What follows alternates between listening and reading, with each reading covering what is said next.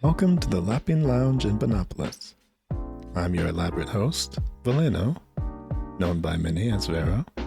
The Lapin Lounge podcast is a podcast to help introduce everybody to all of the members of Bunopolis and everything that they're about.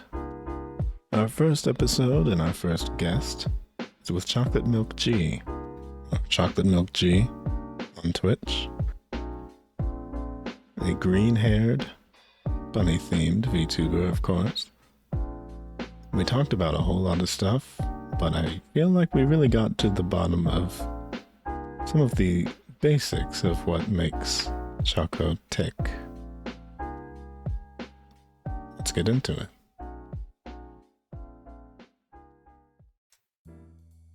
We're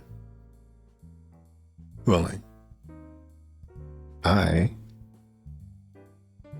have one question for you. Okay. What got you into VTubing?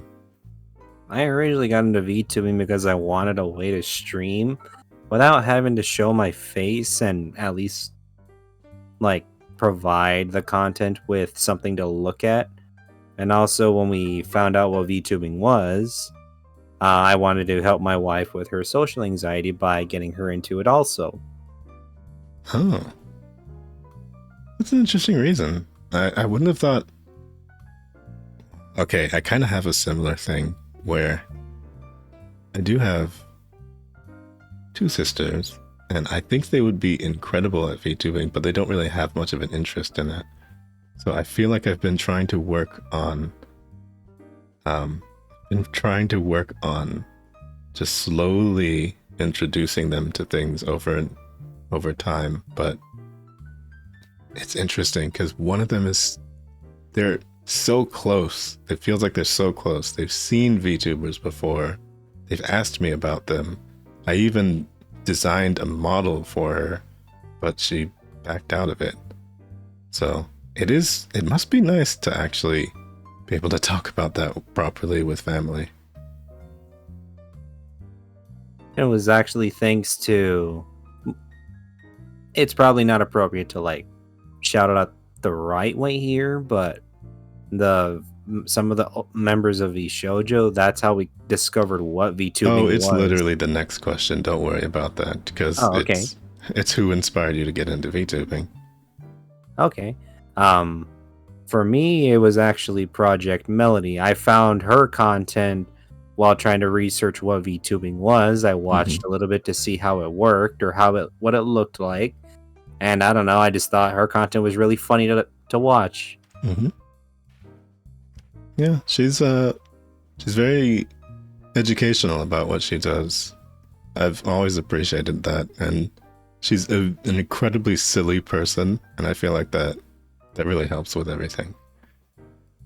And she is honestly one of the earliest VTubers. She is actually, and me being kind of normal behavior if I'm alone in a game is very much like her. Yeah. Yeah, so on that note, of course, one of the people that got me into VTubing was also an original member of VShojo, and that was Manners. And it was around October of maybe 2020 or so.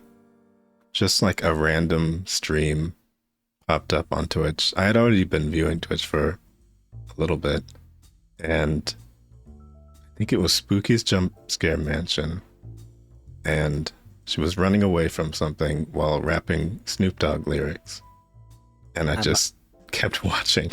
I might actually know what clip you're talking about. I think I've seen it once or twice watching their compilations on YouTube. Yeah, it was all the way back then. I think she had debuted in July, so it wasn't really that long. And I don't even remember when Melody came around. Melody, I think, I discovered her...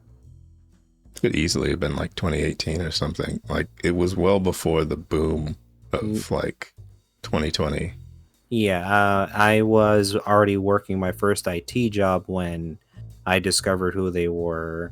which would have been right at the borderline of 2021.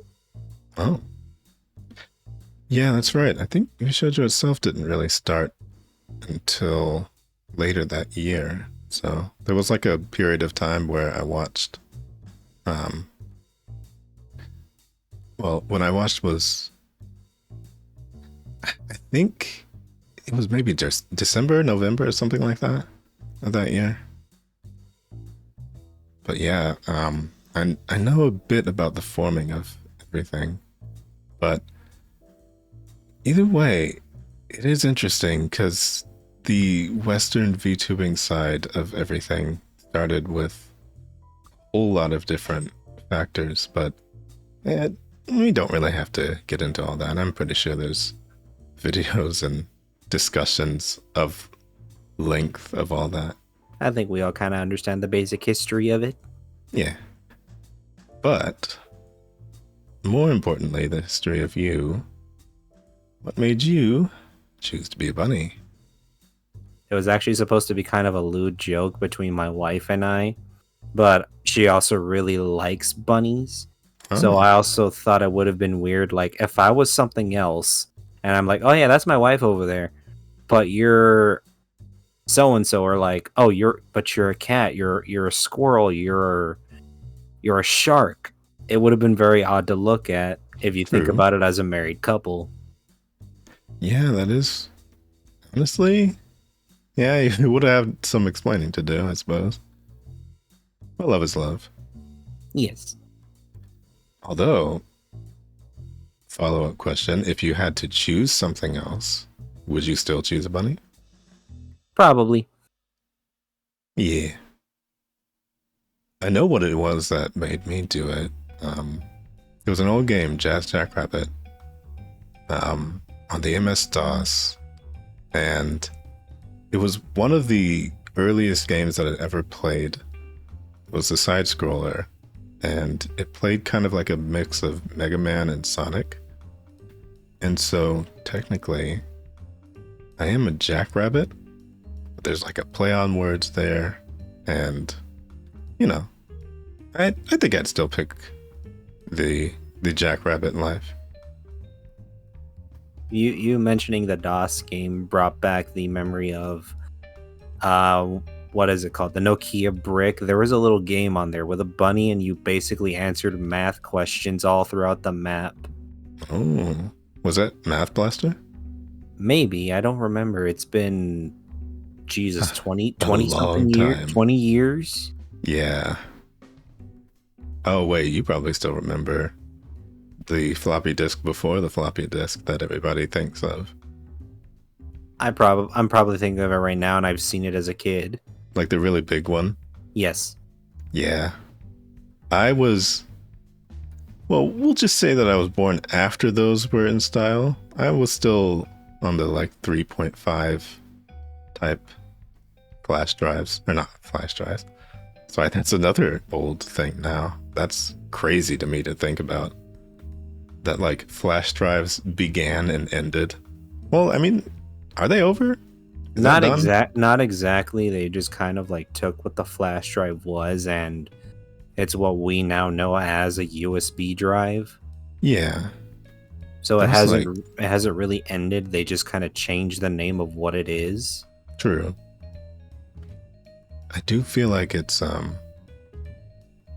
I guess I wouldn't really know whether or not it gets regularly used, because I know that I personally started using cloud stuff after, just for convenience when I was going to, you know, college and stuff like that. But the flash drive, I got really tired of carrying those things around. Although, I did have another question. Okay. I'm not too sure why this is like right here in the order of things, but what made you choose the time that you stream? My work schedule, pretty much. Yeah. And since I don't really have set days off, it just randomly just appears. We get the schedule by the month, I'll open it up and I'm like, okay, let me see. I'm here, I'm over there, I'm over there, and I can only do a 2-hour stream on that day. So do you find yourself being able to do the scheduling ahead of time of like, what do I think I'll feel like playing that day? A bit of something like that. Like let's say because 90% of the time I always play with Bun. We play the same game until it's completed or until we get tired of it. Mm-hmm. Then we'll just be like, we haven't played with our friends in a while. Let's see if they want to do something, and then we'll plan 1 or 2 of those days with those people. Oh, yeah, I do feel like that would give some structure. I having recently escaped a job where the schedule was determined week by week. Having a monthly schedule sounds incredible. Because, man, that was not living at all. Not even knowing what day anything would happen. I would describe it as planned suffering. Absolutely. It was, I didn't realize how much it was eating away at me until the idea of having an 8-hour job with 40 hours a week sounded great to me. Because, like, obviously I'd be working more, but I'd know exactly when to go in and when to leave. Like, that seems like such a basic thing. But, I had that ripped away from me and I didn't realize how much it was, like, it was destroying my ability to plan anything for sure. But I think as a result of that, because it was the majority of the time in which I was streaming, I haven't been able to set up a schedule in a very long time. Something like that can happen to anyone, really. It happens to me maybe once or twice every few months, just depending on like how long of a stretch am I going to get scheduled 1 week. Yeah, if there's like, I'm definitely noticing that coming home for a little bit, if I had asked for this to happen 2 hours earlier, you would have gotten a completely different version of me that was like brain fogged from having to interact with people already. But like after 2 hours, I feel human again. So I think usually that's probably when a stream would happen. That's when I do something like that. I would just turn my brain off and stream, like you said. But it'd probably be like, okay, what can I create now that I have a clear head? Actually, on that note, I have seen you playing stuff like Valheim, but I think every single time that I've checked in on your streams and stuff like that, I see something different. Do you have something that you tend to return to as a game, or what kinds of games do you tend to like to play? It's kind of like we'll return to other games after a little while because we'll get burnt. We like very grindy games like survival games, horror, anything that always has something to do. But after a while, when you're in the same method over and over again, we're like, okay, we're getting too relaxed with this. Let's change it up a bit. We'll come back to this like another week or so. But we're pretty much down to play anything. Yeah, I guess when you have the stipulation of playing with somebody most of the time, it does sort of narrow down the choices a little bit. Just because like they don't really make every single type of genre of game for everybody. But every once in a while, they'll come out with like a new sort of wave of multiplayer games. Although, it has kind of been a while. I think I see like Bread and Fred as like a rage game recently. Actually, that is one I've been asked to play. With a certain someone, and due to some circumstances we just couldn't figure out how to get it to work. Oh no. Like I could be on controller, they could be on keyboard, and only one person would actually be in control. Yeah, I have heard it's a little bit janky. unfortunately.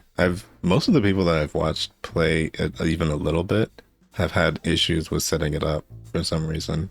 So that might honestly be on their end, not even yours. Maybe. Hopefully.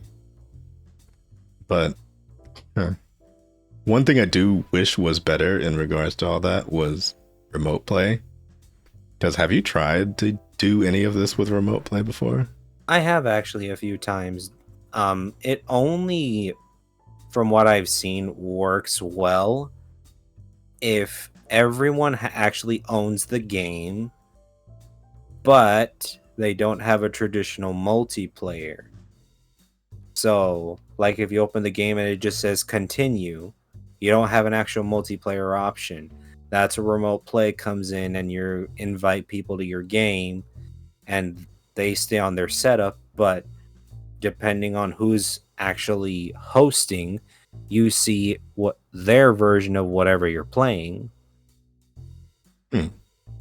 Wait, so if the connection is all in, like, presumably the same area, does it actually work well? It does. There was a game Bun and I would play a long time ago called Bun House. You're just a bunny, you're planting flowers, you're growing trees, you're making a garden, you're making money. Sounds cute. So I would host, and if I go on one side of the map, she's not able to move on the opposite end. She has to stay within my window. So that's kind of the complication for that. Yeah. As they make more methods and things for that, I do hope that there's more consideration for being able to easily play with people. I do think that's one of the benefits of the past 3 years, is that more games have been finally realizing that people have to play them online at distances. And so the online has gotten better in a lot of games, especially fighting games. Actually, one of my favorite fighting games because of a friend of mine. Am I allowed to shout him out here? Absolutely. Shout out to Nunzi for introducing me to Drunken Wrestlers. Oh, I've never heard of that one. What is that one? So it is free, and what it is basically a very broken, but in the good way, fighting game. You have a little like crash dummy of a character, and you just duke it out. Cool. Honestly, I do feel like... Wait, have you ever played like arcade beat 'em ups and stuff like that? Of course. Did you play the Ninja Turtles one? I grew up on it. I want that arcade machine in my house.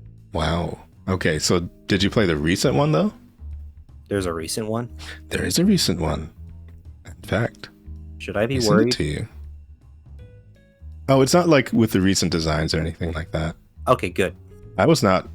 I will admit, I saw the Ninja Turtles around, but I never really watched very many of the things they were involved in. But I do think that this game looks really cool. Hold on. Shredder's Revenge?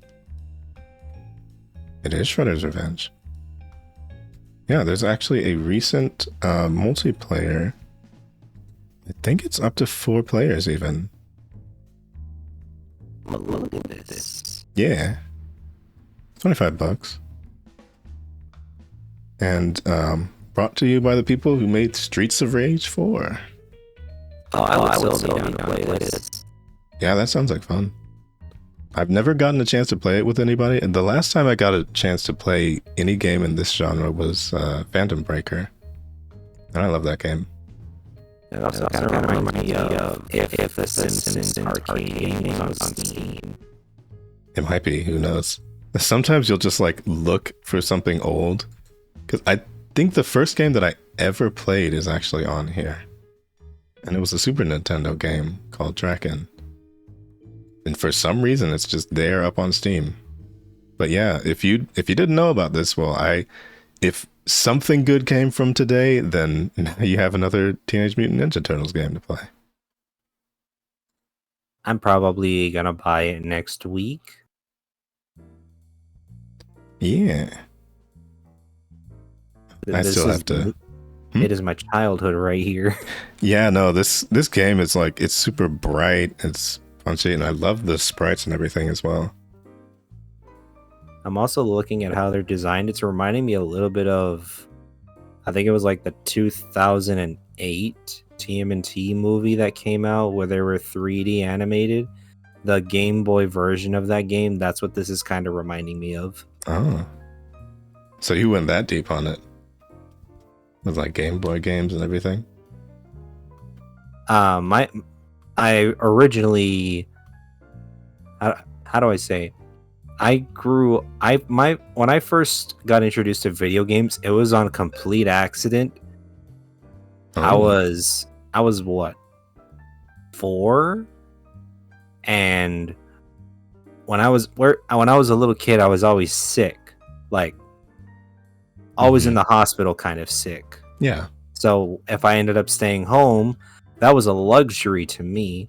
Well, one day my father left the computer on, and that is where I played my first game, Diablo 1. Oh, wow. It was on accident. I just saw this little skull thing on the screen. I clicked it, and I got introduced to Diablo. Well, there you go. Honestly, I've still never played Diablo myself, but there was an old game called Fate. And I think it was kind of like Diablo. And that was probably one of the earliest games like that I played, where it's like, you know, dungeons and loot and all that medieval stuff. Was it online capable also? I think maybe, but funny enough, it's actually on Steam yet again. I'm gonna look at that, because if it's what I think it is, I have seen it before. If you are even anywhere near my age, you must have seen this. I am 26, but where I grew up, we were stuck in the 80s all the way until maybe about 2003. Ah, that happens. That's just what the town was like when I grew up. Fates for $7.99. Do you recognize this? Okay, I have seen this before. There were when I would be in elementary school. There were some of the kids who would play this on the computer. Yeah, I was one of those people, for sure. Like, I didn't try to install stuff on the computer lab, but I would definitely be taking time out of my day to play this, because when I would just come home, I think maybe after a while it became somewhat destructive, but I would always just crack open a game and see what was going on.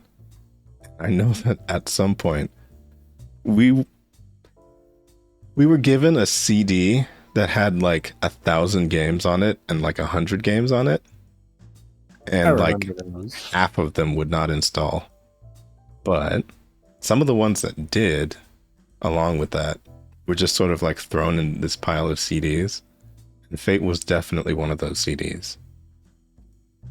If I know you're older than me, I'm gonna name a few stores you might remember or you've been to. Obviously, 2 of them I'm pretty sure you have, because I know exactly where those CDs came from with the 1,000 games on there. Tiger Direct. I've heard of it, but not in my region, no. Circuit City. I had Circuit Cities around at some point, yes. Well, Office Max. We did have those at some point. And you can also find them, well, not anymore, but back in the day, if you walk into a Target, there's a stand right there at the entrance you would find like the computer version of Deal or No Deal, Ravenhurst. Yeah. And for like $20, you get a box with 1,000 games on there. You don't even know what's really in there except for maybe chess and checkers, because that's always on the front. And everything about it is dubious. There's a weird menu that you have to navigate. Half the games don't even work. But at the time, it was entertainment, and we didn't really know any better. We didn't know that we were basically being like shoved a bunch of shareware, probably ripped from floppy disks. The 2000s were a weird time, but you remember them. Yeah. That is, I think it was also at Walmart. I know that there was like a PC game section at Walmart for sure. There still is. Yeah. I wonder what's even there anymore. Usually you'll find deformed boxes of The Sims. Oh, yeah, that's true. I guess that's one of the only ones that's like been enduring as a PC game. I know there was another game that I really used to love called Majesty. I played it. I love that game. I want it back. Steam. Wait, really? Yep. I know what I'm spending my money on. Yeah. Honestly, I was so surprised because I think maybe a year ago I played it on stream and it was completely just like unprompted because somebody mentioned something about playing Civilization and I told them that I had never really played, but that I had played Majesty. And I think probably one of the funniest things about this is like, you remember how low res the monitors were back then? It was a box. Yeah. And seeing this upscaled for like modern things, the UI is so incredibly tiny on the edges of everything, but somehow the game still runs. I can do you one better. I have in the living room right now, I have a milk crate of like all the CD games I have collected from when I was a kid. Wow. All from over the years. And if I put a DVD drive into my tower, I don't plan to, but if I did, I would have games from 1993 all the way until about 2007. Yeah. I can even name like 3 or 4 right now by memory. Soldier of Fortune, The First Mafia, Die Hard Tokyo Plaza, and I believe I also have the original Age of Empires Gold Edition. Wow. Yeah, I think I was never much of a collector of the games per se, because it was just a case of like whatever my parents would find or whatever we'd find at like thrift stores or local places. It would just be mayhem of like what the choices were, and we didn't really have much of an idea of like what everybody else was into because we were going to, it was like a relatively small town at the time. It's not anymore, but at the time it just sort of seemed like people weren't really even into games all that much. It was a niche thing back then, and if you were into games, you had to have gone to like two of the stores I mentioned, Circuit City or Tiger Direct, to find anything good. Yeah, there was even one that went out of business. I won't name it just because it could actually be incredibly regional, but let me make sure, just in case. Locations around the country, but I mean, if it's actually that regional, I'll cut it out. But it's Media Play. That was everywhere. Oh, okay. Well, it was one of my favorite places ever, and whenever we would go there, we would just hang out, looking at it, seeing it say 31 years ago is when it was founded. That is crazy to me. But I didn't know that the headquarters was in there. Interesting. But yeah, Media Plays, I guess they were around the country. I remember that ours in particular was doing pretty well, but they just like closed it out anyway. I know there was also another chain in malls and stuff like that called FYE. I've seen them. I've never been in one because when those were still around, I was too small to even have a need to go into that store. Oh wait, is it actually not dead? I think Neat might have mentioned something about them not too long ago. Oh wow. Wait, I'm looking it up. It's actually not dead. I think they got bought out by somebody. Interesting. I mean, I haven't been to a mall in forever.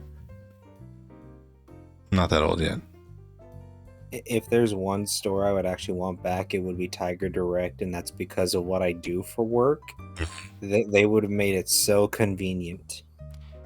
I also miss Radio Shack, personally. Oh, they had the fuses you needed that you couldn't get anywhere else unless you really, really persisted at Best Buy. Yeah. Honestly, seeing that Best Buy is one of the remainders is so sad to me. Because it gets, like... Once you start to dig into computers and anything technology-wise, you start to realize just how ineffective Best Buy is. It makes me so sad. Because, like, I used to think it was so cool when I was a kid, but not anymore. Low Punny and I have talked about that on and off. Especially with to my left, I have my external hard drive, the SATA cable that it is attached to. I hate so much, and coming to a solution, there's only really two: buy a new cable or buy a new cable that is much longer. Yeah. Was it sold from Best Buy? The case, no. The whole thing I ordered.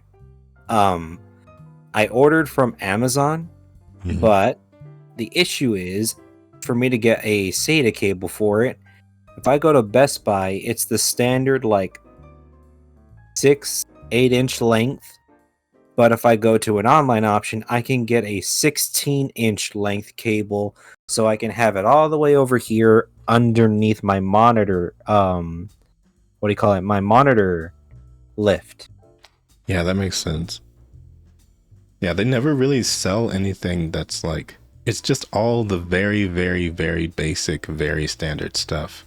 And it's enough to impress, like, people that don't know much about PCs or anything. And they, you know, they walk in, they see the fancy displays, they think, ooh, this must be the place to go. But really, place to go is online. There's not really a brick and mortar store that actually properly does any sort of retail. Tiger Direct was that one. Think of it as the Home Depot, but for IT people. That sounds great. We didn't have one in this region. Interesting. I can even describe what they always looked like. You walk into the entrance.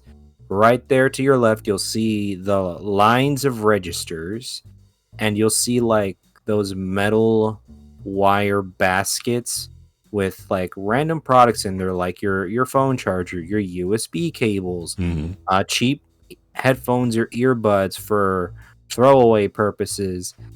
And then straight ahead, you'll see, like, whatever particular gaming product is the hot item right now. Like, I don't know, I'll say, like, the very first NVIDIA cards right there dead center with a booth and everything. To your right, you have the stereos. To right behind them, the TVs, so on and so forth. That sounds nice. It sounds like what I imagined that Best Buy could have been, you know? Probably back in the day, and then throughout all the hype and them surviving the competition with Circuit City, it's become what we now know it to be. Yeah. I think there was like maybe a tiny bit of, wait, let me look this place up first, hold on. There's like a weird one in there. Okay, 20 states. H.H. Greg's. That was a weird one, because it also had like furniture and appliances. I guess Best Buy does too. But that one was a bit of a competition around for a while. But they were kind of light on the electronics, honestly. I think it was what we probably would have known to be like an ancestor to IKEA. Oh, I wonder. Yeah, I've never been into one of those. Neither have I. I've only heard good things. I've only heard the memes. Yeah, true. How it is the whole of Sweden. Oh wait, hold on. Well, I mean, a lot of this has actually covered a few questions already, but most of that has been game related. So, what do you like to do when you're not streaming? I always have like super high energy in person, so I try to get rid of that before I end up hanging out with people, unless we're gonna do something high energy. So I'll usually be at the gym for a good 3 hours. Oh. And if I'm calm as can be with nothing else to do, you'll find me drawing or playing guitar and piano. Nice. Yeah, it's been a very long time since I've just sat and played an instrument. I can't imagine the feeling anymore, honestly. What did you play? I used to play the clarinet. Oh, so did my mother. And before that, the recorder. I think we've all touched a recorder once or twice. Yeah, you know. Not to brag, I was a virtuoso recorder player, of course. But, I mean, everybody thinks they were, right? I probably just played with it more than actually tried. Yeah, no, I wasn't actually any good. I'm just, frankly, the reason that I even picked clarinet to begin with is because, you know, when you move a checkers piece to the end of the board and it becomes a king, I basically thought that was what it was. Like a clarinet was basically like a king version of a recorder. So I wouldn't really have to do anything else. They just like added a bunch of stuff on there and a reed. So it was, you know, it was doing the same motions, but with like a better sound. One not as shrill. That is also kind of the same when learning guitar. Depending on how cheap your guitar is how... What's the right way to say this? How clear it sounds when you pluck a string. Yeah. But as you like progress with it, I would say if you want to make the challenge worth it, get one of those small miniature ones. Mm-hmm.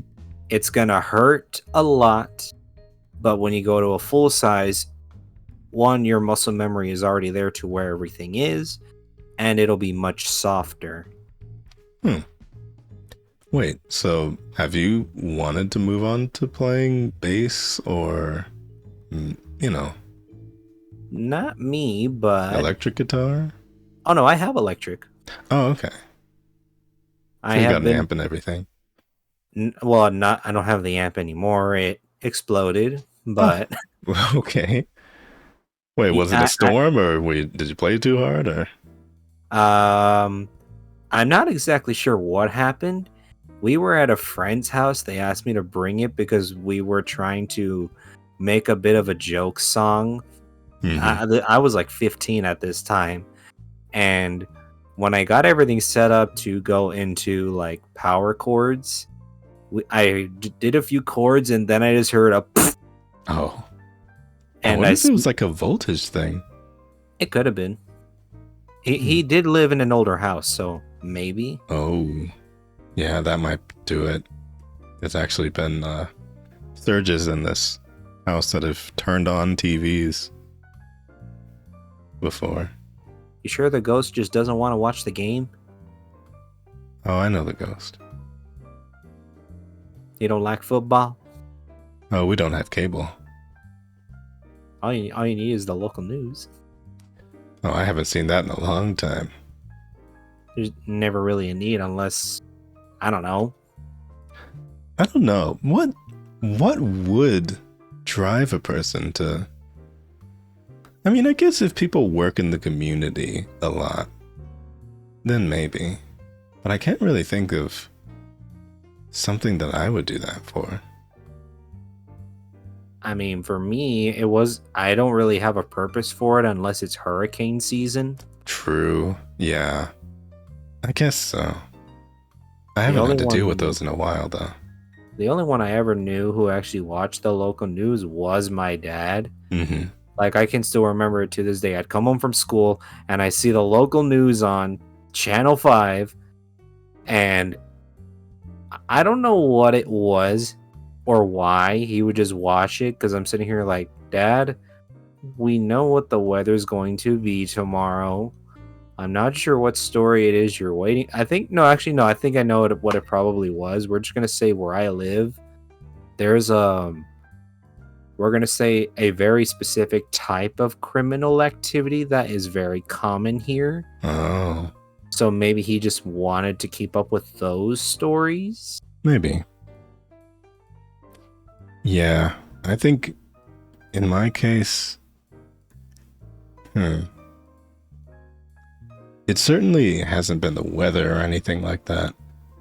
But I think after a while, I mean, when you start watching streamers, you start realizing how little time you have for other things. And slowly things start replacing each other one by one. In fact, do you tend to watch anime or TV anymore? It's not that I don't want to watch or I don't have the time. I'm picky.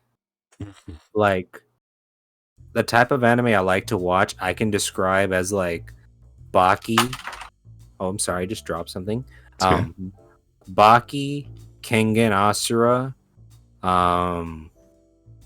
What's another one? Vinland Saga, Tokyo Revengers. So very intense ones, would you say? Yes. Yeah, I guess that makes sense. I mean, you said you worked out, so, gotta get that Baki body going. I can actually thank Dragon Ball Z for getting me into working out because that makes a lot of sense. Since growing up as a little kid, I was sick and I was very weak. I'm just like, I'm tired of this. Yeah. You gotta take that back by force, Mm-hmm. I feel like that's inspiring, honestly, because there's a lot of people, myself included, who do prefer the warmth of a seat to anything else. But I think the more that I'm forced to go out, the more that I recognize that I do have to be a person that exists in a body. And would I rather that it feel better or feel worse whenever I have to move around? So that sort of thing is starting to come to a head, and I'm having to figure out when I have the time to exercise. And I think probably what's most important is trying to figure out what I'll enjoy about exercising. I can give you a small bit of advice that could probably help you. Mm-hmm.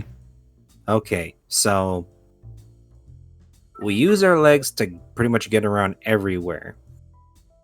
So what you can do, instead of wearing what you would say like is your normal tennis shoes, which have a lot of cushion, put on a pair of, I'll find an example for you, but like the sandals that wrap around your ankle and the front and the top end of your foot.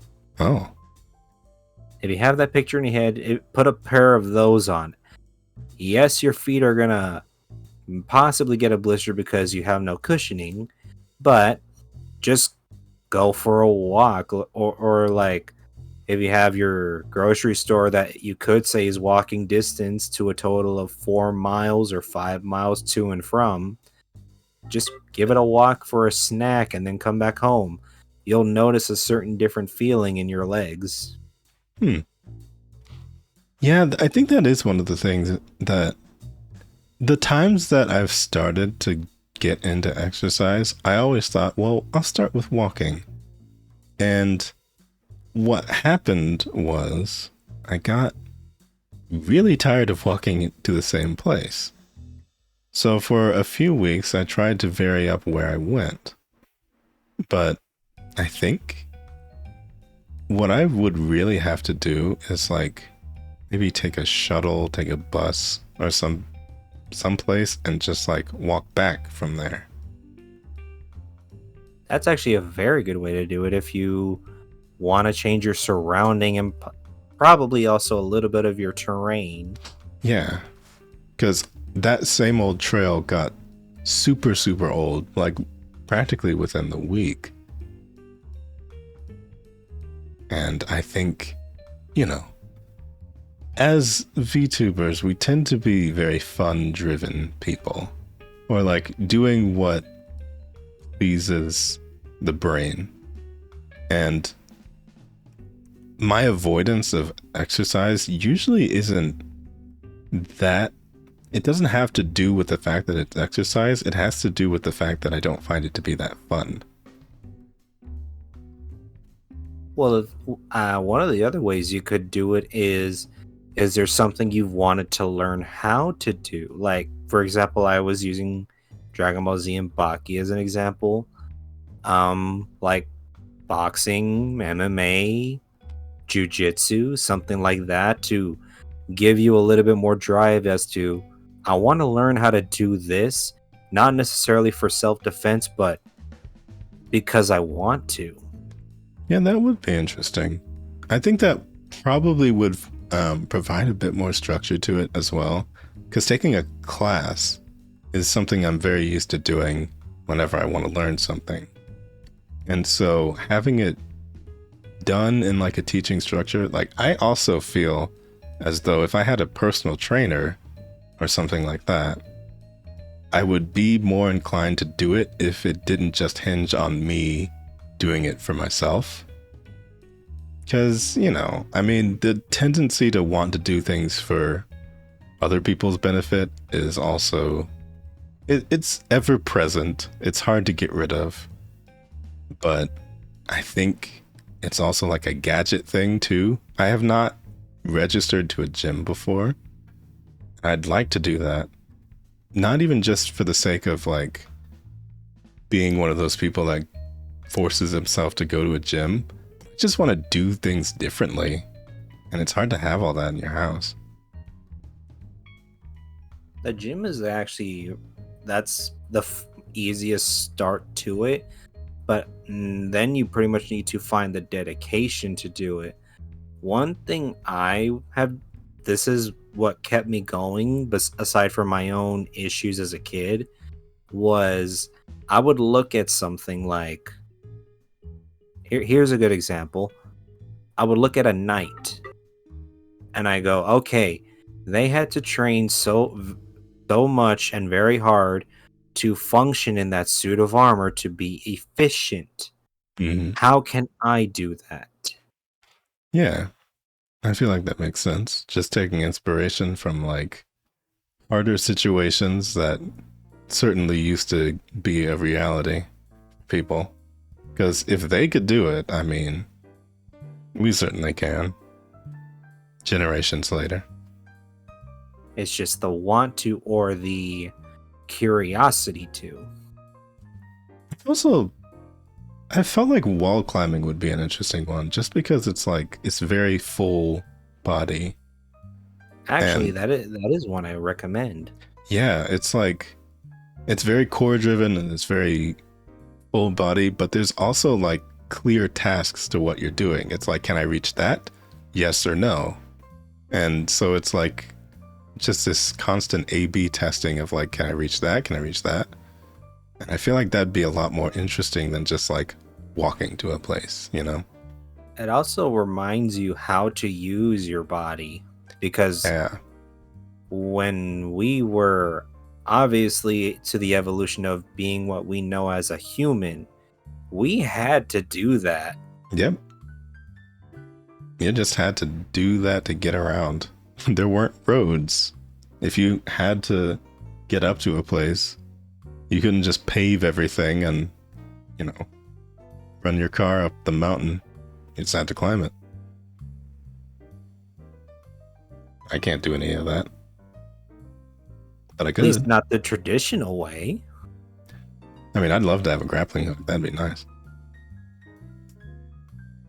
Actually, that's one exercise you, well, not exactly, but Rappelling is another one, yeah. I think, there's you could even do it on well, you said you have a very old house. If you found like a structure beam that was strong enough to hold your weight, you could just tie a rope up there and climb it. true. I don't think, yeah. It's probably not something I'd mess with my own house, but I do feel like it's the type of city that would have a climbing place, you know? Probably is. You just gotta look. Yeah. It probably shouldn't be too hard to find. So, you did mention anime. Was there one show, like TV show, like live action, that kind of permeated through, or was it always anime? Oh no, I've had live actions. Believe it or not, I'm very much into like historical type of things or things inspired by history. Mhm. The Last Kingdom is probably one of my all-time favorite live action shows. I've heard a little bit about it, but not in a lot of detail. So it's based on the historical bonding of what we would know as England in the Dark Ages when they were all separate kingdoms. Oh. It's just been slightly twisted to tell a story of a character who you see from growing up as a boy to a man to a lord and to the formation of England. Well, that seems familiar somehow. It's on Netflix if you've passed by it. Well, I haven't had Netflix in a while. I'm thinking of getting it back. Honestly, the last time that I was into a live action show in particular was this show called Barry. And it was about, well, it almost kind of read like a dark comedy where it was about an assassin who was trying to, assassinate somebody. And in order to do that, to get close to the person, they ended up joining an improv troupe. And it's a little bit hijinks ensue from there, but it turned out to be like incredibly dramatic, intense, and still funny at the same time. I think from what you're describing, that might have been the inspiration for How to Get Away with Murder. Oh. Because I think I've heard of that one. It's a fairly recent one, but from what you're describing, I'm hearing that and I'm thinking of that show. I haven't seen all of it, but I'm seeing where the inspiration for that may have come from. Mm-hmm. Well, I do wonder. I mean, you mentioned that you work out and stuff like that. Obviously, along with that comes diet. Do you like to cook or bake? I do more cooking than baking. Baking is more on Bun's side, but I'm very simple. Literally, think of me as a caveman. Yeah. Give me a fire pit and a fish. I'm happy. Yeah, I could definitely see that. I think although I think yesterday I was busy trying to turn regular dishes into bonfires, but I am not much of a cook. I'm realizing that my improv skills with cooking oftentimes lead to me getting distracted and burning stuff. So I recognize that I have to use different appliances that are just like set and forget. Because for my attention span, I definitely can't just like stand and watch something cook. And that's like a big problem, because sometimes you have to do that. I would say grilling would probably be more your speed then. Maybe. Because it's very... have to have an area for that, for sure. It's very simple. You literally just turn on a fire, wait for it to get hot enough, throw your meat on there.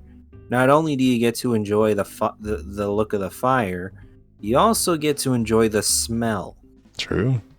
Which will probably keep your attention span on it versus you throwing it in the frying pan and, oh, there's something happening on my screen over here. What's going on there? And you burnt your food. Yeah. It actually happened twice yesterday. What were you making? Well, I was going to try and make some rice on the stovetop, which I don't really do much anymore because we have a rice cooker. But then I forgot, and it turned into like a giant burnt rice cake of like the initial boil that I didn't turn down. So all the water boiled off and it was just sitting there, sadly. In kind of a way you accidentally made bacao. I guess so. A little bit. But it's a kind of accident. Yeah, a little bit. I mean, it was charred though. It was like completely burned on the bottom. I don't know. But then, what else did I make? Oh yeah, I was trying to make these Korean pancake type things in there. And I made rice in the rice cooker after then because I got frustrated. And then I mixed it with egg and kimchi and I wrapped it up in the pancake. And it was pretty good. I could probably send you some things that would probably be probably not as fancy, but definitely very healthy for you. But that are pretty much sit it and leave it for a little bit kind of things. Yeah, that would be great. Honestly, I'm really feeling like there have been several times where I've tried to get like an Instant Pot or like what are the other ones? Crock-pots? Crock-pot is the other one. Yeah, I feel like I'm finally at the point where I've recognized the value of a crock-pot, because once you just assemble everything in there, you just leave it and it's fine. You're probably going to like some of the things I'm probably going to have for you. Yeah. One of them. Would you say that you have a favorite dish to cook, though? My favorite thing to actually make is smoked meats, pretty much. Because it gives me an excuse to not be inside the house, but also I can enjoy that smell. Yeah, I do feel like it'd be kind of meditative. Like, I've seen family members like just standing out on looking at the grill. Don't know what they're thinking about, but seem like they have their stuff together and they're just having the time of their lives. I can probably describe it in a funny way. Sure. Your brain is turned off and only monkey. Yeah, it's definitely that. I think I've just like, I don't think I've ever looked into the eyes of somebody who's grilling, but I feel like they'd be looking right through me. They'd probably be looking through you, but at the same time, they're thinking more about the smell and how great it is. Yeah, just meat. Smoked fish is probably... I will always be happy with fish. Leave me by a river full of fish, and as long as I have a way to cook it, which is probably going to be by smoke, I will be perfectly happy. That does sound super nice, honestly. I think some of my experiences with fish have been from packages and cans and stuff like that, but for a while I was working with sushi type fish, and I think it gave me a bigger appreciation for it, especially very early on. There was a time where my boss, he closed the store early and gathered us all around and made like a really fancy sushi dinner, just kind of showing off his skills. And I think that's when I finally started to appreciate just like raw fish versus, cooked fish, stuff like that. I have actually enjoyed some sushi in my life. I've just never had the high-end type of sushi before. Yeah. Because where I live, that is not a thing. Yeah. I mean, if you're inland somewhere, then it's like, well, where are they getting this fish, really? Oh, no, I live by the Gulf of Mexico. So I can understand where they're getting their fish from. We're going to put it like, they make a sushi restaurant, they pretend to be high-end, and then you... Oh, yes. Yeah, you literally, you walk in, you're just like, this is not what we were expecting. This may as well be a Panda Express. That's a very good way to put it. Yeah. There's places like that, especially for ramen around as well. Like, you go to a ramen place and you realize that it's just like, you guys don't know what you're doing at all. There's like no different broths or anything. There's no options. This is just a place that happens to have ramen, and it's good enough to trick people into, pretending that it's good.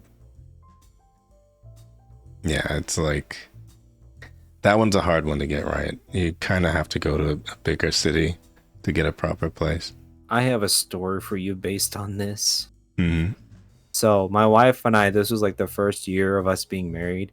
We were going to go take our nephews out for their birthday and also kind of give their mom some time alone with her partner, because they don't really get to have that. So we're like, yeah, we'll take them for the night. You two enjoy yourselves. Mm-hmm. And there was a ramen place we heard about, and we're like, oh, let's go explore this. It's in the art district of downtown. Oh no. Yeah, that should have already been a red flag, but we never really had anything like that here where we live. So we're like, it can't hurt to try it. We go over there, and we're like, we were just more disappointed with how much money I spent on that place. That is unfortunate. I still remember the bill. Mind you, this was also with 2 kids. And it was 2 adult bowls, 2 kids bowls, which theirs was like chicken noodle. And they didn't even say it was like good chicken noodle. Ew. I spent with those drinks, which were separate, by the way, $163. What? Yes. Okay. I was thinking that 100 would have been unreasonable, but 150 plus? And this was with 2 kids, so we were like, yeah, we're never coming back here. I felt so bad for the kids. I got the McDonald's. Honestly, probably better food value. Imagine spending $163 at McDonald's. That's a package for the whole football team. Yeah. Now that would be I just think, like, morally, even if it was like the best ramen I'd ever had, I don't think I could sit there and spend 163, especially knowing that in some of the countries where ramen originates, you'll be spending like Maruchan prices. Like I would say $2 is probably the fairest you could probably spend over there. And the markup is like insane here. It's crazy. I'll admit though, I'm one of those people who will go to an Asian market and just make their own ramen from different stuff that's there. We actually spent a lot of money at our local Asian market. Yeah, I think the most I've ever spent at once was like 280. Oh, that's about as much as we do, but Well, Usually, that was just for me though. You were feeding your whole family. I mean, yeah, I'm feeding the family, but like sometimes it does go up a little bit Yeah, depending on if we find something unique. true. I've also been still eating on all that stuff for like the past 3 weeks, so it's like, you know, it's a good value. You're probably very satisfied with some of the stuff they got there. Well, my sodium intake is not satisfied, but I certainly am. I promise I won't tell Dr. Jin. Now, I do think I probably reached a point where it started to hurt, so I went back on the having ramen every single day type of thing, but, you know, we got some nice stuff from there, and I'll definitely go back. I always get the red bean buns. Those things I will never, ever have empty in my freezer. Yeah, those are good. I do also like, I think mochi, like, it grew on me for a while and then it like ungrew somehow, but like, mochi ice cream is pretty good. Oh, Bun Bun always wants mochi ice cream. Yeah, I finally got a chance to try it and I think I get the hype. Regular mochi, I like it, me personally, but more so I'm just attached to a specific flavor. The other ones I really don't care about. I only want one. Is it the taro mochi? Actually, it's the green tea. Oh, the green tea. Okay. Yeah, I think the taro mochi gets me usually, but I don't know. I think after having like taro boba a lot, I kind of soured on the flavor a bit. I still have never had real boba. Really? I have not. We have a boba place next to my work, but the thing is, It's always so whenever full. No, it's not that it's full. I drive by it and I'm like, I will one day have you. Yeah. And then like here I am on my day off and I'm like, I don't feel like going anywhere. Exactly. Like, yeah, that's usually the time where, frankly, you're supposed to cook, but You don't want to. yeah, I usually don't want to. Even on the weekends and stuff like that. I mean, I try maybe on a Sunday every once in a while, but yeah, I'll just usually have some leftovers from lunch or get something ordered. Actually, what I pretty much do is on one of the days off, or at least the night before the day off, I pretty much prep what I cook in one big pot. The rest of the like nutrient intake is from what Bun Bun makes me. Mm-hmm. But this is just for me to like, I have it ready for work. I literally just quickly prep it, throw it in my little container and go. Is the recipe from what I have found, they are called the Terrence Hill beans. Oh. What it is basically like it's pinot beans in tomato sauce and chili powder and stuff like that. And it's good with smoked sausage chopped up, onions if you want a little bit of a interesting kick. And I pretty much prep a pot of that and I have it for the whole week.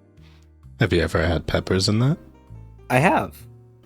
Yeah, because honestly, I have a similar kind of thing that I do with, instead of the sausage, ground beef, and just like a bunch of peppers in there, but not even spicy peppers, just like green peppers, and I know green, yellow, and red are the same, but usually those.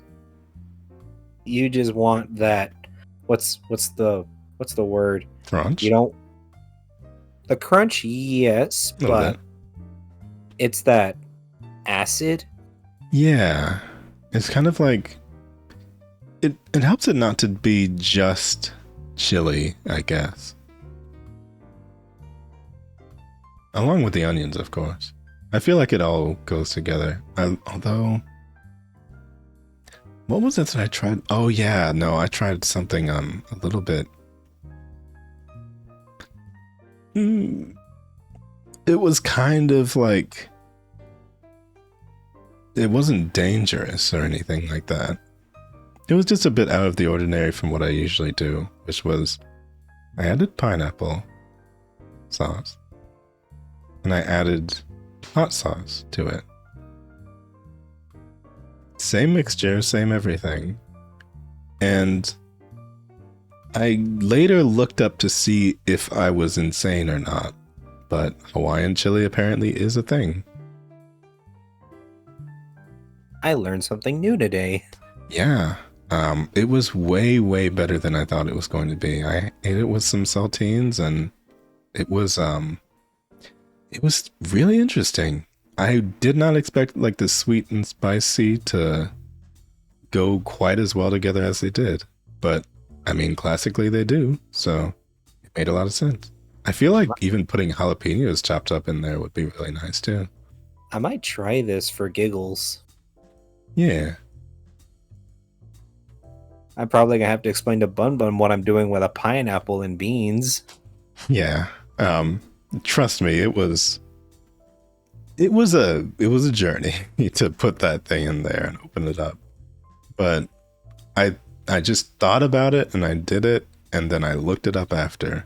That was probably one of the only times that any sort of improv having to do with cooking kind of worked out for me. One improv I'm pretty sure you'd probably get used to pretty quick and is healthy for you is pottage. Pottage? So what this is, it's a medieval style of cooking, but you can still do this at home with your own stove.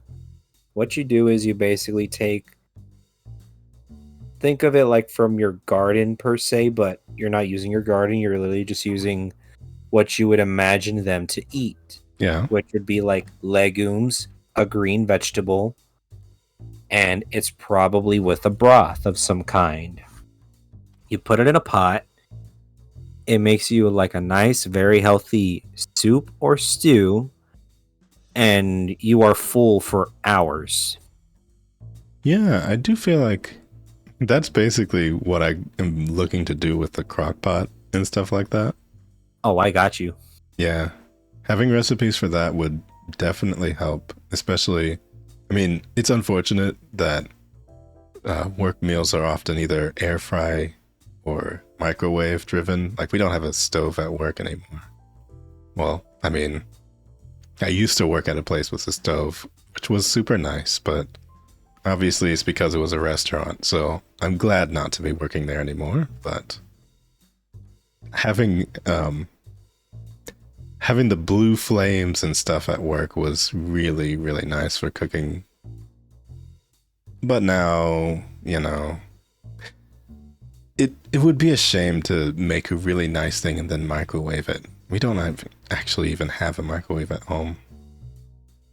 Believe it or not, this is microwave safe. You won't lose any of the textures or the look of what this is because it's literally just made to be reheated whenever you want to eat it. I guess when it's just something like soup or something like that, it's just basically adding heat at that point. It's not really changing the texture much. It's already watery. Well, some of these that I'm going to be like sending you, they're not really watery, but some of them are kind of like they have a gravy when you put everything together. Oh, that sounds nice. Wait, would it almost be kind of like a gumbo? Actually, one of the ones I'm going to be sending you kind of is like a gumbo. Ooh. See, I feel like I really need to reclaim the gumbo thing, because I still remember there was a time where my dad tried to emulate a recipe from Emeril Lagasse, and he messed it up so badly that the thing practically turned into like black tar, or what had the consistency of black tar. And I still remember the taste of that being one of the first times I'd ever tasted my dad cooking something incorrectly. And it freaked me out because he was always otherwise such a good cook. He's still alive, don't worry. But he was always such a good cook. And so it just like confused me that something would taste so bad. I don't know what he did to this day. He might have pulled an accidental Bob Ross, but he did not submit the painting. Yeah, he might have mixed those paints a little bit too much. I think I've only ever had one experience like that, but it wasn't by my mother or my father. It was by my aunt trying to... I was a little kid. My parents were out and about out of town for like a week, so my aunt was watching us, and my mother basically like gave her a list of things that are very quick and easy to make that we really like to eat. One of these things I grew up on quite a bit that I still make to this day, and pretty much she burnt the meat. We still ate it, but she burnt she burnt the meat to where it had like a black crust on it, but you could still tell that it is still the right color for the meat. Yeah. So it added that weird bitterness, and we were like, us being kids, of course, but we weren't being mean about it. We were just like, did something happen? Yeah. I had to push through that just yesterday. Getting those extra lack of minerals.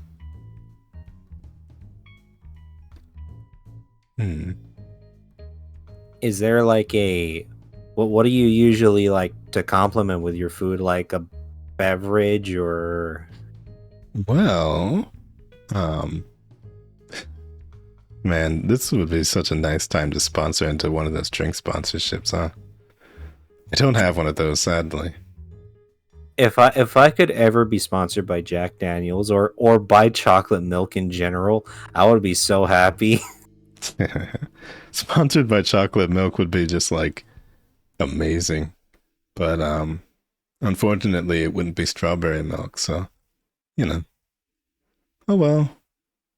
Don't worry, we can combine the two and make a chocolate strawberry. Ooh. I've actually never did that. I know there was probably some curious people who did that, but I was one of those. What does it taste like? If we're talking about like the school lunch level of milk you would get, yeah, I would describe it as putting a drop of the strawberry syrup and then just drinking milk, chocolate milk. Okay, so the chocolate completely drowns it out then. No, it doesn't really drown it out, but it's like you think it would work so well as both of them being delicious on their own. And then you put them together, you're like, I get the hint of strawberry, and then the chocolate is kind of blended with a weird citrus at the back. So it just sort of drags both flavors down rather than them complementing each other. That's a good way to put it. Yeah. See, I'm kind of familiar with that because the place where I was working, well, they had these drinks and things like that. Obviously, bubble tea type of stuff. And we used to get free drinks. But when you work for a place for like 3 years, you get real bored. So you start combining stuff that you wouldn't think would work. And then trying to figure out what the perfect thing is. And honestly, in 3 years, I don't think I ever found the perfect thing. Partially because one of the powders was expired. So I could never really, truly tell how it tasted. I have a story matching this too. One of the first jobs I had right out of high school, there is like a local drive-through chain here where we live. And they're kind of like Sonic, but if they were owned by our state. Ooh. That's the best way I could describe them. I don't know if that was a positive O or like a negative O. Oh, that's interesting. Well, the chain itself is fine. It just happened to be the location I worked at was the bad one. Oh no, not the bad one. You might want to grip your desk for this because I'm pretty sure you're probably going to bang it after one of these few things. I'll tell you how bad this was. If it rained, it leaked onto the grill. Oh no. And the oil buildup was so much, no matter if you had industrial degreaser, you probably needed to set it on fire to remove it. That's disgusting. These were on the side panels of the stainless, mind you. But did you get an A in the health inspection? I was the one who called it in because it was that bad. Oh. Well, what did they get? F? Oh, they were shut down for about 6 months. Nice. Honestly, great work. Because when you see something like that and you don't say something, I would venture to say, even if it's at risk of losing your job, anything like that, you're just like feeding disgusting secondhand slop to people. I was $7.25 an hour. I didn't care. I mean, yeah, I still remember those numbers. $7.25 an hour is like, it should be criminal. But I mean, we can get into that some other time. I'm sure. That's a different kind of subject. For sure. But well, I guess the last thing I can really think of, other than the last silly question, is what is some good news that you can share? Well, I would say a certain, like, not project per se, but a thing that's happening at work is actually moving me up in a way to where I might be getting a whole lot more free time for streaming. Oh. Because my work hours will change to where not only will I have my days off, but I could probably do a 2-hour stream every day if I wanted. Nice.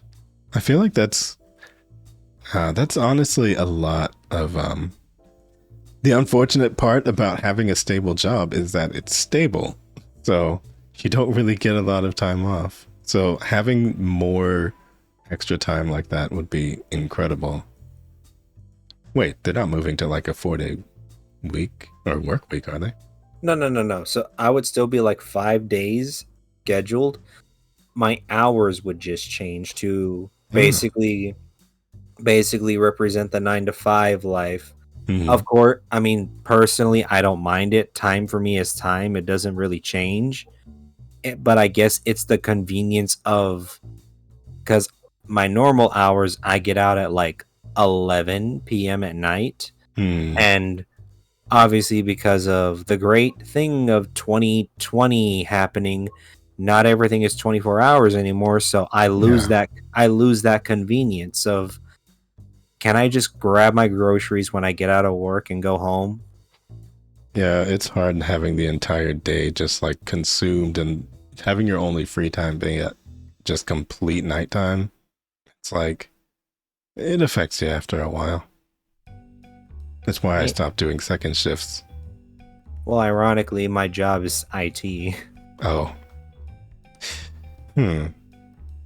I don't get the fun hours Low Punny has because it's not that type of operation. It's literally the type of operation of, okay, we have this project we're working on. You are on this side of the coding table. You are on this side. Do your work, and when it is complete, we will put the project together.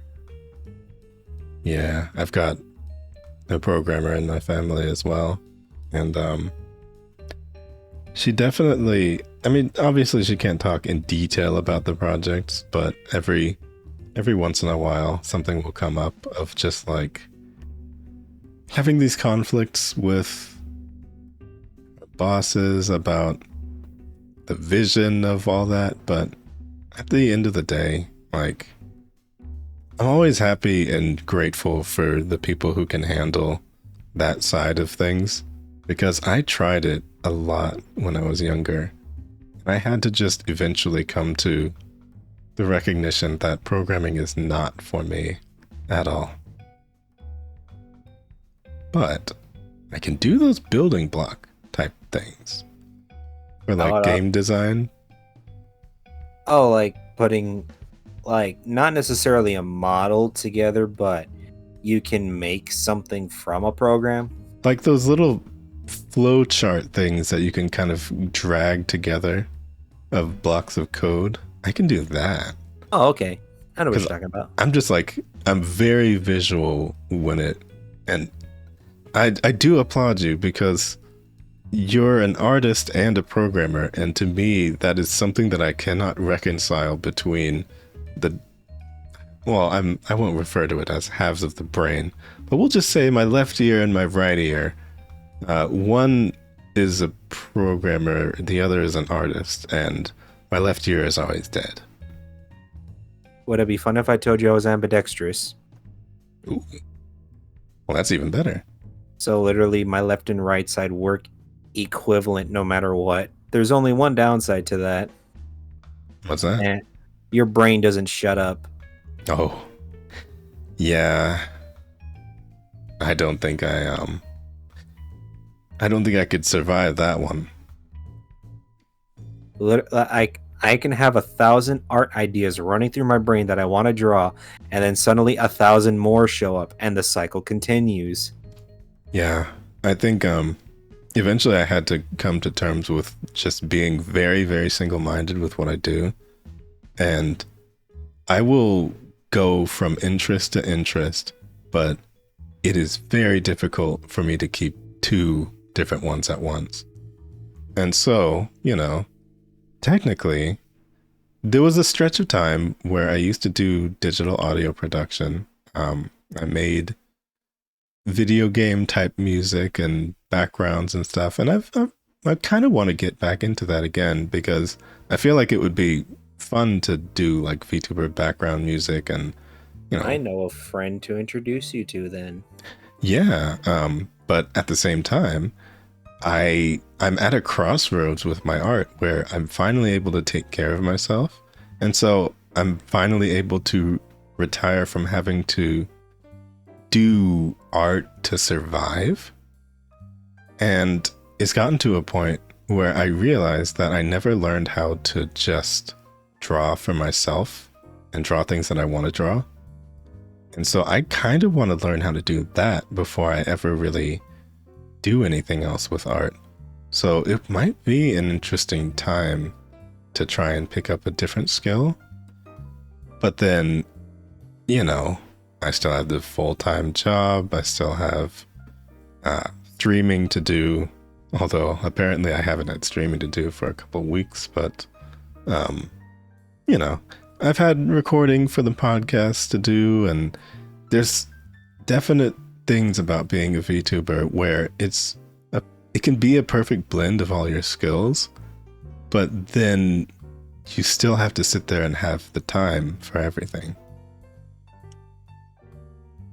Well, that's what I kind of do to cheat at that is the way my art works, digital is what I had to learn. Mm-hmm. Giving me a pencil and paper, I've always known how to do for years. That's how I always started. I even had a little business going in high school. Best points for it was Christmas and Valentine's. Yeah. Everyone wants a picture drawn of either their family or their partner at that time of their life. And I would make an easy $30 per drawing. So what I do is I bring that sketch pad with me to work, and I'm like, okay, who do I still need to draw, or what do I want to draw for me? Yeah, I think I do need to go back to that because I went through sort of an arc with art where I never really thought that I could do it, but I didn't realize that I was already doing it. So I had like this lofty idea of what I wanted art to be. And because I was never doing that, I didn't realize that those little doodles and things that I was doing in my sketchbook, that was always what I wanted to do. So I think I thought I wanted to do a specific kind of art, but the design aspect of just like making characters and making outfits and making weapons and things like that, that was always what I used to do, just absent-mindedly to entertain myself during school. And I think I just need to get back to that mindset, because even throughout the past 10 years or so of digital art, I've always had more fun designing characters for people, designing outfits, designing weapons, anything like that. So I just need to figure out that that's what I like. Believe it or not, I had that same idea about a week or so ago that I was planning on commissioning, or to start my actual first commissioning in general. I drew myself in a Spartan uniform of my own taking, because I am Greek ethnically, and that's where my family is from. So I'm like, what if I did this for people? Like Dr. Jin, believe it or not, we were even talking about it, and I was trying to find like the research of his heritage to kind of make sure I put it together in a very nice way if he ever decided to actually go through with it. And I always just thought of like doing that for people, like if they ever wanted it. Yeah, I do feel like it probably is the proper way to go, to actually get more comfortable in art and then do it for people. And because I went kind of the other way around, it seems a little bit hard to reclaim, but I'm giving it a shot, because I also never used to draw fan art for people. I was like weirdly against it when I was younger, but then I just understood that when something happens and that, or when there's like characters that you support or that you enjoy seeing or anything like that, and you just draw them for fun, it's just really fun. I never got that somehow. I still have never actually, not necessarily by character, but people. I've done it for people that I've gotten to know and enjoy their personality. But it is just that. It's just fun. It was just something to do. Yeah. Well, I mean, all right. This is the last one. Do you have any questions for me? Do you have any ambitions to actually make this bigger, or do you have a bigger plan for this? Oh, for the podcast? Yes. Well, what I was thinking was that I kind of have like a cycle planned for this. I feel like having people on just once isn't quite enough, because the goal overall for this is for everybody to get to know and to have sort of a showcase of the people in Bunopolis. And if everybody's on just once, well, I don't feel like that'll be enough. What I also want to get people going is having multiple people on at once. Because obviously, you know, there's space in the lounge for more than one person, for more than two. So I kind of want to get it to a point where we're having just like mixes of people who collab fairly often, people who don't. When I get through everybody individually, I want to have it be more than just two guests. That's my main ambition at the moment, I would say. After that, I will say I do enjoy the interviewing process, the conversational process with people. I think it would be fun to just have like a general one that's not related to Bunopolis, and it's just like everybody's friends or whatever just coming on to talk, because I can't talk to myself.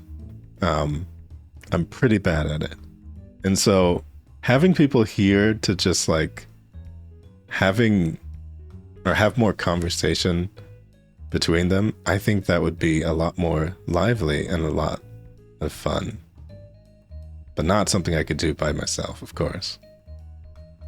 I'm sure you'll find the right people to put in a group for that to happen. Yeah. I'll probably have like random shuffled signups. Oh, that would be so difficult to schedule though. I don't know how I'd do it. Maybe I'd do like a wheel spin of like 2 guests randomly on that signed up specifically for the wheel spin one, because I don't want to like, trouble people or whatever.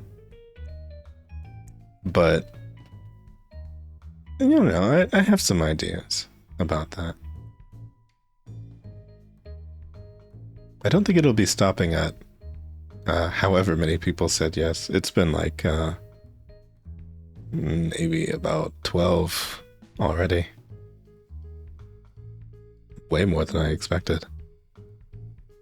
I'm pretty sure it's because they never got to have this experience, and I'm pretty sure they're excited to have it for once. This is for sure my first experience on something like this. Oh yeah. Well, I mean, I did my best to try and make it just like conversational. I don't want to be the one trying to like railroad the questions as if they're more important than the flow of the conversation. So that was kind of my idea going in, was just letting people talk and chiming in as much as I can, but trying not to go too long. I know I have the kind of voice where I pause a lot. I think about what I'm saying.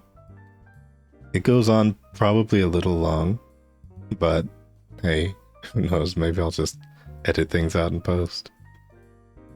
I'm pretty sure you'll find a way of making it just happen naturally without it. Yeah.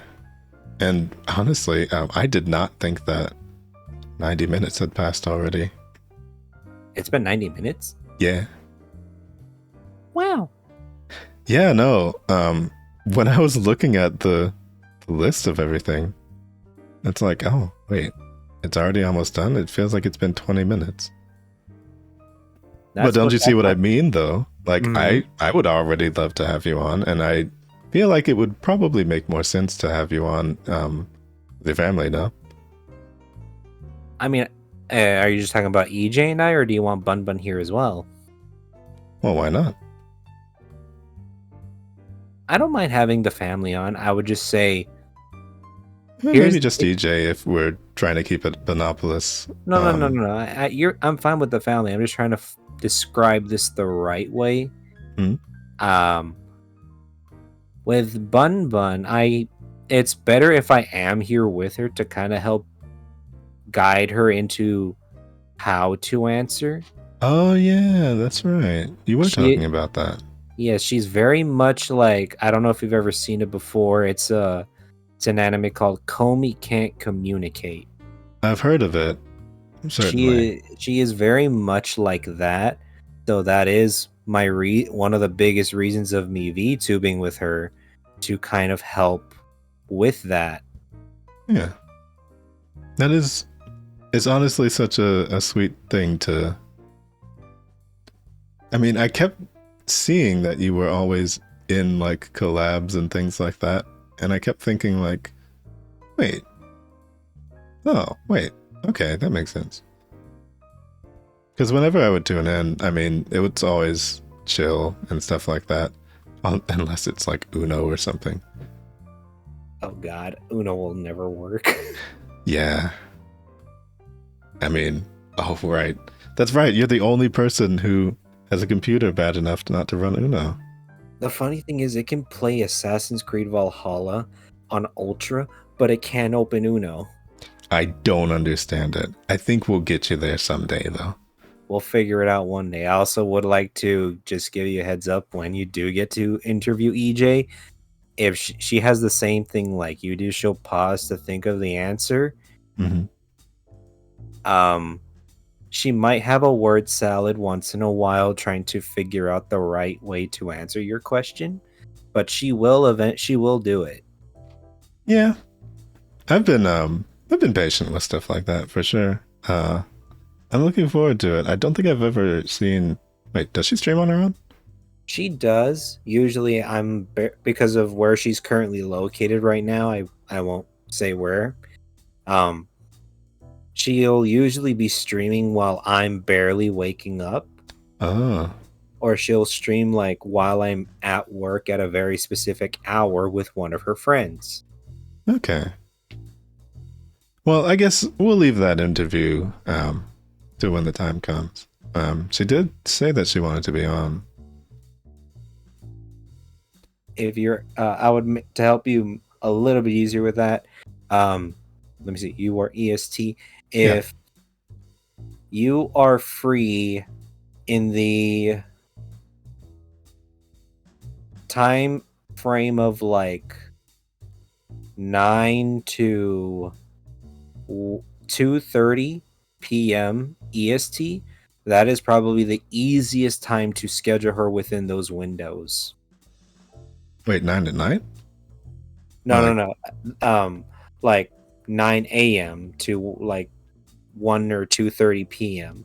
Oh, okay. So I would have to do it on a Saturday then. Actually, that Or would Sunday. probably, yeah, something like that would be much easier for her, and Yeah. it has to do with her current time zone. Oh, okay. All right.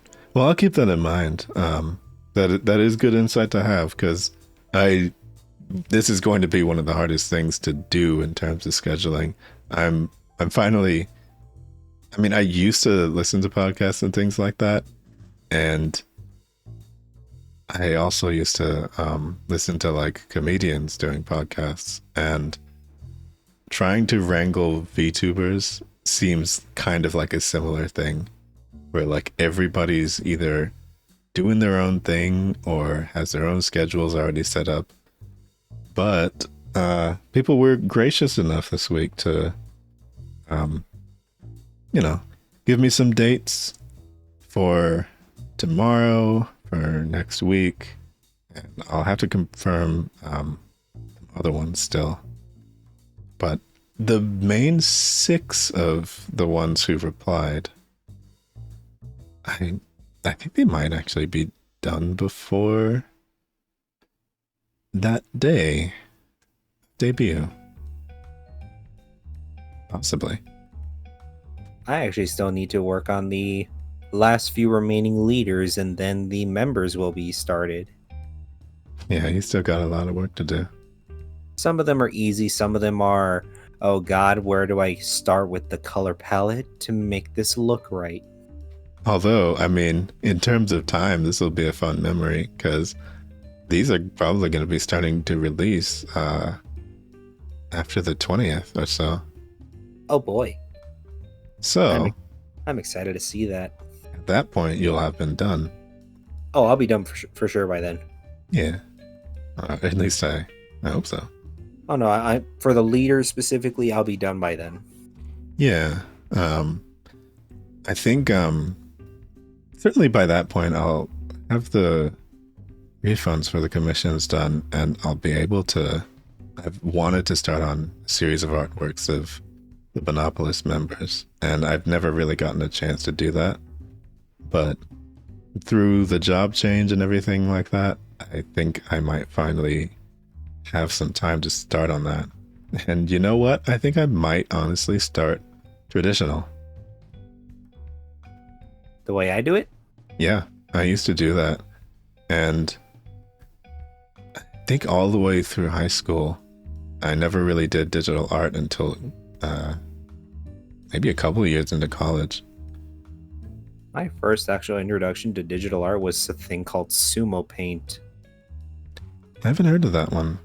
I don't think it's around anymore, but it was the high school computer lab, and you were just, when you're done with like your typing, I would just look up for painting stuff, and I found that, and that was my introduction to digital art and how it worked. Huh.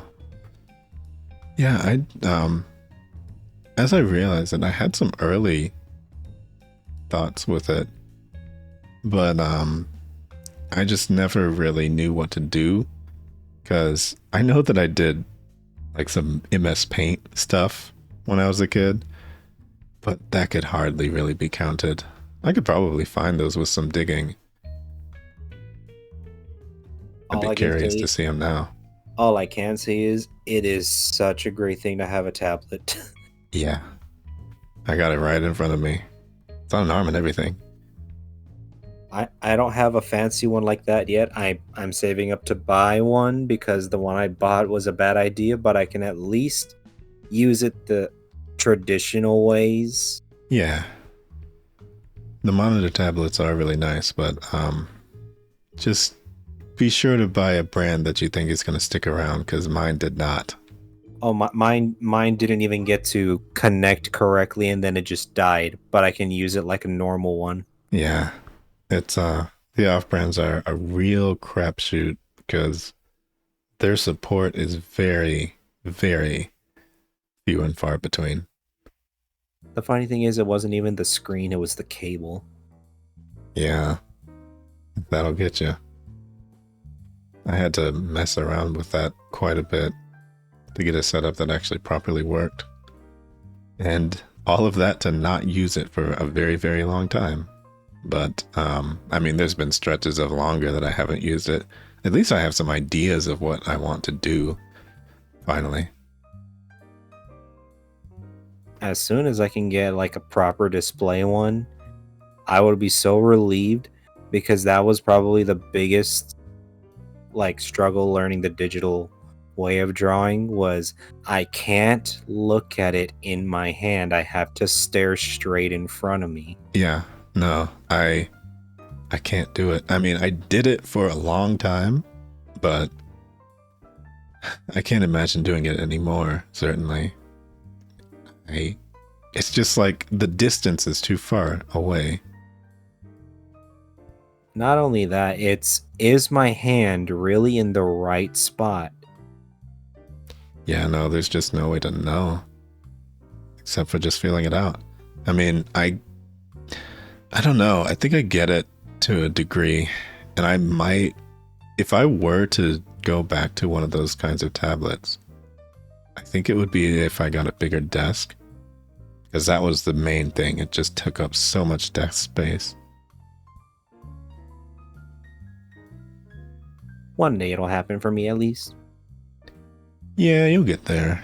I think if it's important enough to you to save up for one of those, even if it's one of the crazy like Cintiq ones, I feel like that one's, I would much rather spend $2,000 on a new computer.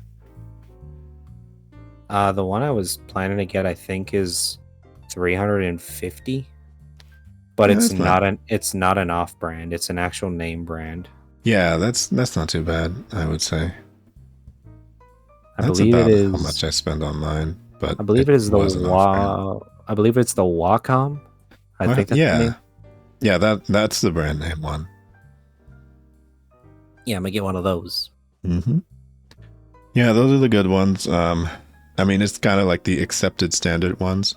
People can argue good or bad, but at the very least, you know that company's going to stick around. Mine was like UG, and That is gone. That is what I'm using. Yep. So you got affected by it too, huh? They just packed up and left. Yeah, that's what I wound up getting. And note to self: I'm not ordering it through Walmart again. Oh, through Walmart is like a double punch, but I did at least get mine through Amazon. It's not that I had an issue with the delivery. I'm like, okay, it was on discount for $150. I can afford this right now because parenting. Mm-hmm. And as soon as it arrives, I'm like, I'm excited to finally draw and look at it. And as soon as I do two things to help kind of set it up to look at my drawing on this tablet, kaput. Yeah. It's unfortunate. Their last update was probably like several years ago by now. Oh wow, are they really that old? Yeah. I'm pretty sure I got this thing in like 2018. The more you know. Yeah. But oh well. Thanks for coming on. I I will. I'm trying to think. Wait, do you have any more questions for me? No, at least not at this moment. And Yeah. also, I don't want to ruin your recording time frame. I'm not sure how Oh many no, gigabytes. like I'm not sure how honestly, many I was gigabytes thinking it's like taking. 2 to 3 hours or one and a half. Anything between that amount of time was like ideal to me. I just was hoping that I didn't like speed through everything to the point of like, oh no, we only have 30 minutes. But that has already passed. Oh no, we're pretty much good with that one. Yeah, I think we did that several times over now. It has been a pleasure though, because I was really excited to do this. Yeah, I really wanted to talk to you. I wanted to talk to everybody, but you in particular. It's been an interesting one. I believe I'm the one you described as the one to study. And to study. Yeah, I think I did say that, did I? Yeah, it was on your lunch break. You came into one of the streams and you're like, yes, now this is what I need to examine with you. Hmm. Well, I do feel like I know a bit more now, and I'm happy to know that.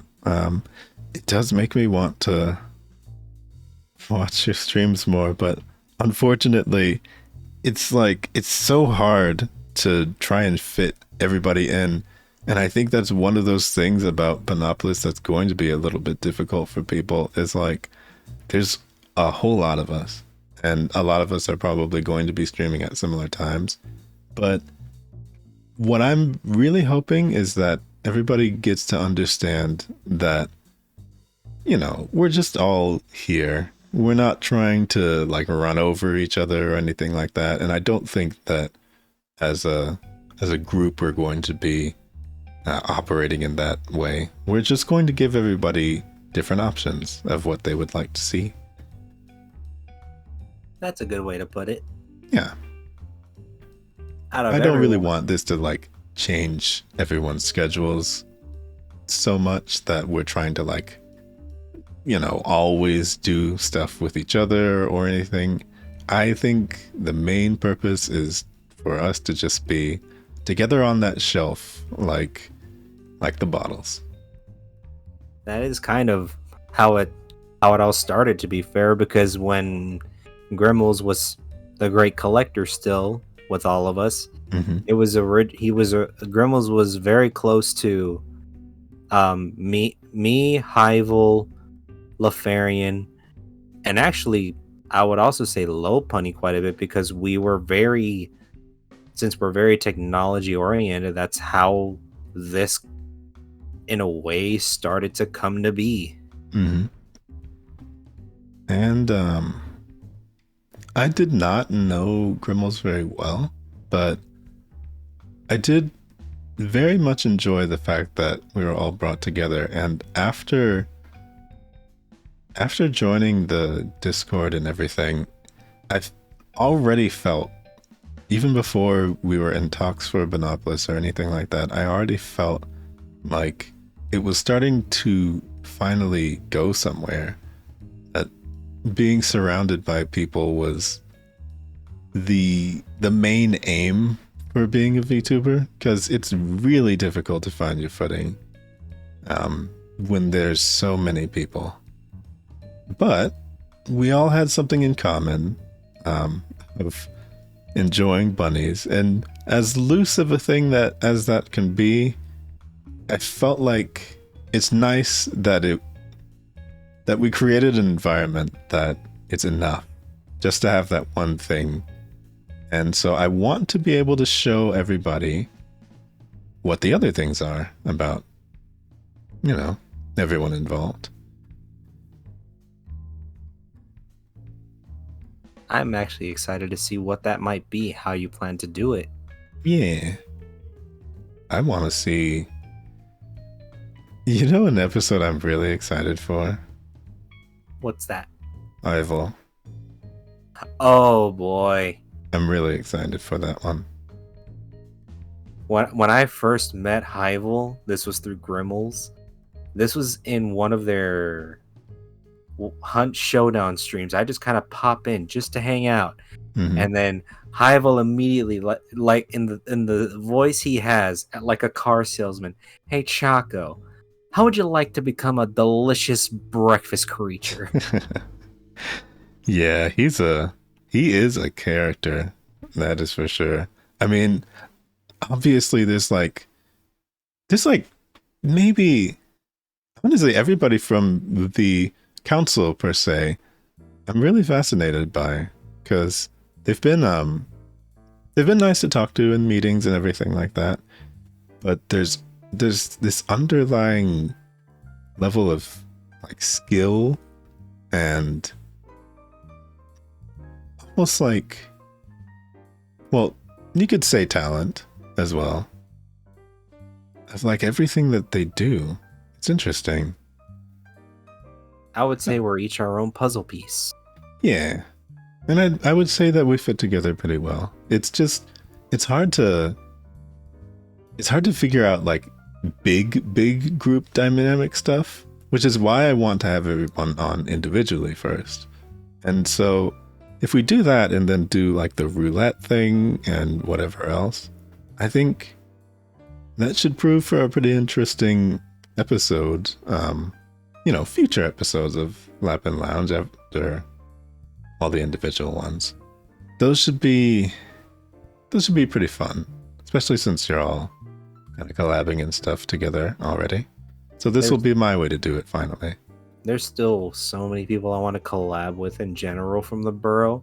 Mm-hmm. The two main ones I really want to is Celeste and Low Punny. Celeste is really cool. Low Punny, the only time I could say we could call it a collab, but it was more like I invited him, was on my birthday, because he and I are in the opposite time zones. Basically, he's California time, I am Central. We're looking at each other. We're like, how do we do this? I can always make it to your streams and we just chill and talk, or he comes to my streams on a Sunday and we just chill and talk. Yeah.